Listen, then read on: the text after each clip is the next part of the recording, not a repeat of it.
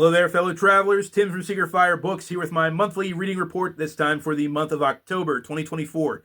And October was a pretty good reading month for me, all things considered. There were a few duds, but I enjoyed what I read for the most part in October. The first thing that I read in this past month was this big old chunky fantasy novel. This is The Age of Adventures, Book 1, The Black Crown, by John A. Douglas, a fellow YouTuber and self-pub author. And if you want to know the details about this book, I actually did an entire review on the channel, so check that out if you have not already. I'll also include a link to John's channel in the description, so please check out his stuff.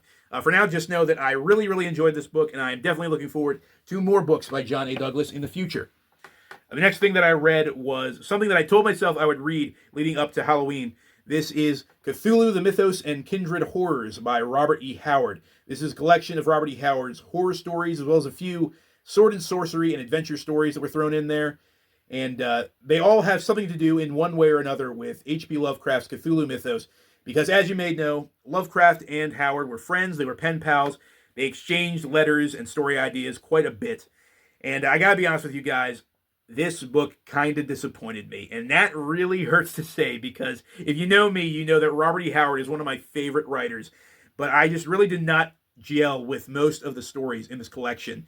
Funnily enough, it was only the fantasy stories that I really liked. Let's see what we got here. The first one that I liked was Valley of the Worm, which I thought was a very cool sword and sorcery story. Then we have People of the Dark, which is a historical fantasy story. That one actually has a main character named Conan. That was before Howard had written any of his Conan the Barbarian stories. He just kind of recycled that name for that more popular character. Then we have Worms of the Earth, which is a Bran Mak Morn story. I'd never read any of his Bran Mak Morn stories before, so I was excited to read that one. And that one didn't disappoint. That one was a lot of fun, a cool, dark, historical fantasy. There was one horror story that I enjoyed. The very last one, Pigeons from Hell, which, despite its really cheesy title, I thought was a very creepy, very cool horror story. But yeah, for the most part, I felt like I really didn't gel with these stories. I thought they were very predictable, kind of boring. And yeah, like I said, it hurts to say that I didn't enjoy a Robert E. Howard book, but I like some of it. I like some of the stories, just not the whole thing. So that sucks. Thankfully, I followed that up by reading quite a bit of H.P. Lovecraft, some actual Cthulhu mythos stories.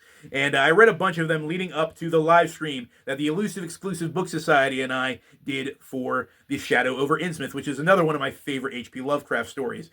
And I felt like I needed to really immerse myself into Lovecraft's writing leading up to that live stream, because I think it's pretty cool when you read one of his stories and then read another one and start connecting all the dots. You start connecting place names like Arkham and Miskatonic University.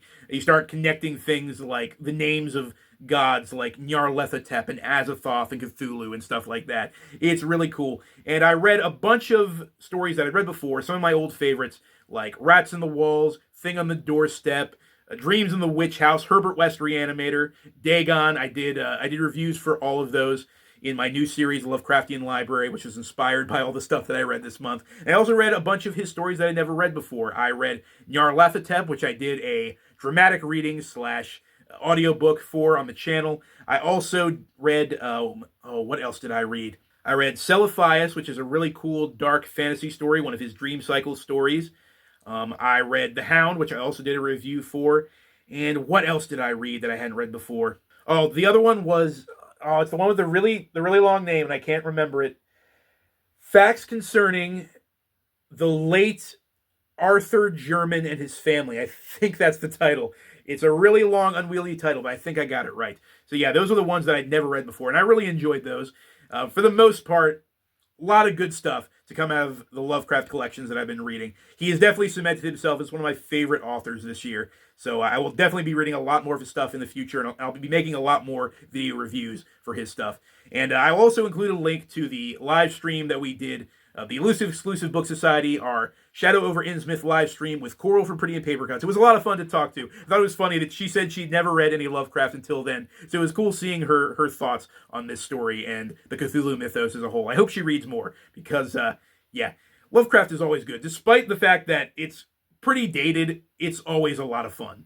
After reading some horror, I decided to go back to some classic science fiction, and I decided to go with some more Sword and Planet stuff. So I chose to read Warriors of Mars by Edward P. Bradbury, which I quickly discovered is a pseudonym by Michael Moorcock. This is, in fact, the first book of Moorcock's Cain of Old Mars trilogy. I think this book is now called The City of the Beast. I think that's the new title, but this is an older copy where it's called Warriors of Mars. And it was okay. It was just okay. Nothing really special. This is definitely one of Moorcock's earlier works, one of his more rushed novels. He was definitely writing this at a lightning speed, just for a paycheck, just to make ends meet. And it's clearly just him ripping off Edgar Rice Burroughs, ripping off the Barsoom series, just taking an ordinary American guy, sending him off to Mars, and giving him some crazy swashbuckling adventures up there. And so there were some fun, goofy moments that offset the kind of blasé writing and uninspired plot. There was one moment in particular that I thought was really funny, where the main characters are trying to sneak into this house, and one of the characters has a blowgun, and so he hits one of the guards in the neck with a blow dart, and the guard falls over unconscious. And then one of his friends walks up to him and is like, "Hey, dude, what are you doing sleeping on the job?" And then he also gets hit in the neck with a blow dart and falls over unconscious. And then a third guard walks up to him, and he gets knocked unconscious. And a fourth one walks over, and so on and so forth. And I was like, oh man, it's like being a sneak archer in Skyrim, but before Skyrim. Yes, I was just hearing. So yeah, this was a goofy one. I'm looking forward to reading the rest of the series, but I'm not expecting anything special. Then I got back into Star Trek with this book. This is Star Trek: The Abode of Life by Lee Corey. I'm not going to talk much about it because I do plan on doing a full review, another one of my newbie read Star Trek reviews. Just know that it was an interesting book. It was definitely interesting, but it was no Shadow Lord. I'll say that much. And then the last book I read in October was The Pale Horseman by Bernard Cornwell. This is the second book in his Saxon Stories or Saxon Tales, the Last Kingdom trilogy. It has a bunch of different names. But yeah, the second book in the series, I read the first one, The Last Kingdom, at the beginning of the year, and it is now one of my favorite books. This one was good. This one was really, really good. I really enjoyed it. I didn't think it was nearly as good as the first one, but it was a lot of fun. Some good, bloody Viking action, some good historical fiction that takes place during the 9th century in England while the Danes are taking over England piece by piece, and it covers the efforts by Alfred the Great to take back his kingdom from the Danes. And our main character, Uhtred, our sort of fictional hero, is thrown into that. So this was a lot of fun. And I will get around to the next book in the series sometime. I don't know if I'll wait as long as I did to get around to The Pale Horseman, because this one ends on a bit of a cliffhanger. And I'm really excited to see where it goes from there. All right, let's talk about the stuff I'm going to be reading in the month of November. Well, just like last month, there's only 3 things that are definitively on my TBR. The first one is the next book I'll be reading for the Elusive Exclusive Book Society. The next live stream is going to be on my channel, so I got to pick the book this time around. And I've decided we're going to be reading 9 Princes in Amber by Roger Zelazny. I've been wanting to read Zelazny's Amber series for a while. I'm still iffy on him as a writer because I've only read 2 of his books so far. One of them I really enjoyed, and one of them I was very let down by.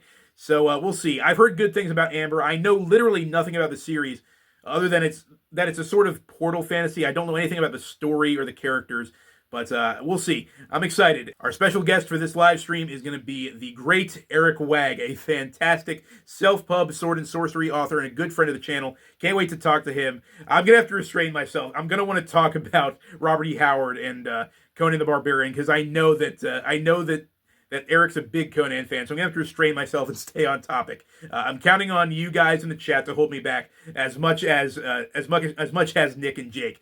So that's going to be a lot of fun. Tune in for that. That's going to be happening on November 12th at 7:30 p.m. Eastern Standard Time. Jake joked about it in the last live stream, but we finally found a good time for everyone to join the live stream when everyone isn't working on a weekday. Then next, I'll be getting into more Star Trek. I'll be reading this book. This is Star Trek II by James Blish. I actually got a bunch of these James Blish Star Trek books off of eBay recently. And I know that they are apparently collections of adaptations of various Star Trek, the original series, episodes. And so I'm starting off with the first one that I bought, Star Trek II. And apparently the first adaptation, the first short story in this collection is the adaptation of Arena, the Gorn episode. I don't know anything about Star Trek, but even I know how ridiculous the Gorn episode is. And so I'm so excited to read this. And I've decided that once I finish this, then I'm going to jump into the actual television series. But I'm only going to watch the episodes that were adapted in these books. So that's how I'm going to do things from now on. I'm going to read a James Blish novel, and then I'm going to watch the episodes that he adapted for each of those books. And that's how I'll get into the Star Trek TV series. But I'll still be doing book reviews for each and every one of these books. So I look forward to that. That's going to be a lot of fun as well. And then the last thing that is definitively on my TBR is something that I should have finished years ago. And when I say years ago, I mean ever since I was a little kid. And that is The Sword of Shannara by Terry Brooks. I have been telling myself I was going to read the Shannara series for years, because when I was a little kid, I would see the Shannara novels in bookstores and think, oh my gosh, that's some awesome artwork. I need to read those. And I never did. I never bought myself any of the books. I never asked my parents to buy any of them for some reason. And so now I finally have a good beat-up old reader copy. I don't have to worry about ruining my annotated hardcover edition of Sword of Shannara. I can beat this one up and just have fun with it. I've heard that the Shannara series is very derivative of Lord of the Rings, but I don't care. I've been wanting to read this series since I was a little kid, and I'm finally going to get it done. I'm finally going to jump back into epic fantasy and finally going to explore this world that I have not experienced properly yet. But that's all for now, guys. As always, let me know in the comments, what do you think of these books that I've been talking about? Until next time, of course, farewell and keep reading.